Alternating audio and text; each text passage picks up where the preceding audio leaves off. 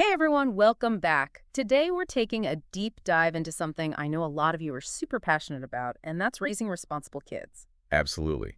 It's something we get asked about all the time. And you've sent in some really interesting research and articles about it. We have so much to talk about. And I think what's really cool is that this isn't just about like telling your kids to clean their Right. room. It goes way deeper than that. Exactly. It's about like a whole approach to parenting. And one thing that really stuck out to me from what you sent was this idea of modeling responsibility, Yeah. Yeah. which I think is so powerful. Like it's not just about telling our kids what to do, it's about showing them, you know? Yeah, absolutely. Kids are always watching us, even when we think they're not paying attention. Hmm.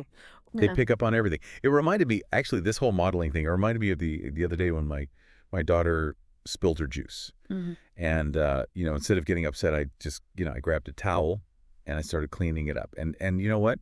She got right down on the floor and started helping me. Oh, that's so sweet. And it's so true. It makes me think about this time my son he was having a really hard time sharing his toys with a friend. Yeah, yeah, classic. Oh, it was a whole thing, and I could have just, given him the whole, like, sharing is caring speech. But you know what I did instead? I offered him the first bite of my cookie. Oh, I like that. I was like, "Hey, do you wanna share my cookie?" And he was like, "Yeah." And then all of a sudden, he was like, "Oh, do you wanna play with my truck?" It was like just that little modeling made such a difference. That's great. I love that. And it makes sense. Kids, they learn by watching us, by observing, by seeing what we do, not just what we say. Exactly. And another thing these articles really emphasized was the importance of chores and routines. And I'll admit, I used to think chore charts were like kind of a drag. Yeah. But these sources really made me rethink that whole thing. What are your thoughts on that? Yeah, chores, I think they often get a bad rap, right? Hmm. But really they're not about punishment. They're about giving kids a sense of ownership, like they're contributing to the family, to the household. It's like they're part of a team. Exactly. Yeah. And routines, too, are so important.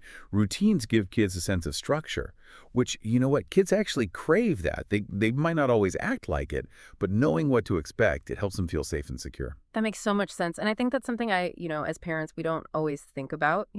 Like, oh, they need that predictability. Yeah, it's huge. Yeah. And one expert even talked about how important age appropriateness is when it comes to chores and responsibilities. Like, we can't expect a 5-year-old to mow the lawn, Right, right. but maybe they can, like, put their toys away. Exactly, exactly. Little things. It's all about setting them up for success, right? Exactly. And speaking of setting them up for success, there was this one idea that I just loved. I think it was in that article uh, about intrinsic motivation.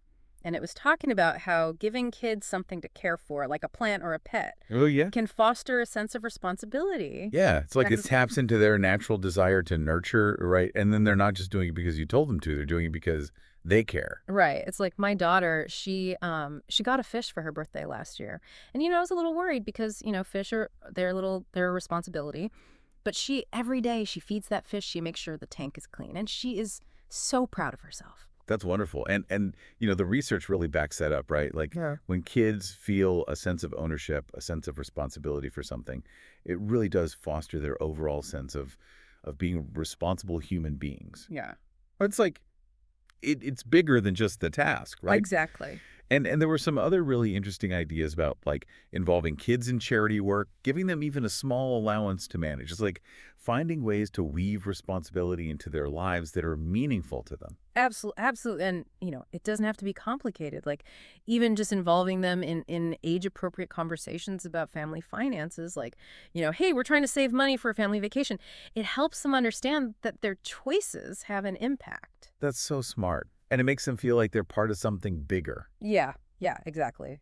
Now we've got to talk about consequences because, responsibility isn't just about like doing the fun stuff. It's also about, understanding that there are consequences to our actions. Right, for sure. And one source presented this approach that I thought was really fascinating. It was about giving children a choice before enacting a consequence.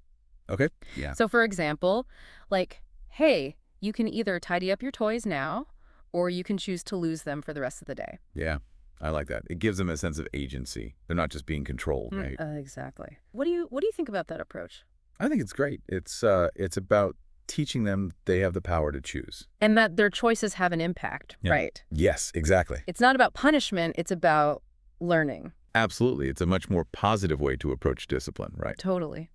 So, okay, we've covered a lot of ground here. We've talked about modeling responsibility, the power of chores and routines, intrinsic motivation, even consequences. And, one thing that really stands out to me through all of this is that it's about being consistent and patient. Oh, 100%. It's not like do this once and your kid will be responsible forever. That's a lifelong journey, right? It's a process. So for you listening, as you're reflecting on all of this, I'm curious, what one area of responsibility do you feel like would be most impactful to focus on first with your child? Yeah, it's a good question to think about. It's something to really ponder because every kid is different, every family is different. And every situation, too. Yeah. And here's another thought before we go. We've talked about giving kids choices within consequences, right?